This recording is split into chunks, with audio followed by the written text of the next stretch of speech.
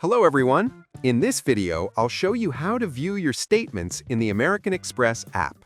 First, open the Amex app on your mobile device and log in using your username and password.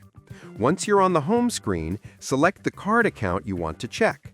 You'll see your balance and recent transactions, but to view full statements, tap on the Statements or Statements and Activity option, usually located in the bottom or side menu. Next, you'll see a list of your monthly statements arranged by date. Tap on any month to open the details. You can scroll through to see your charges, payments, credits, and closing balance for that period. If you need a copy, look for the Download or Share icon at the top to save the statement as a PDF directly to your phone or send it to your email. And that's it. That's how you quickly view and download your American Express statements right inside the Amex app.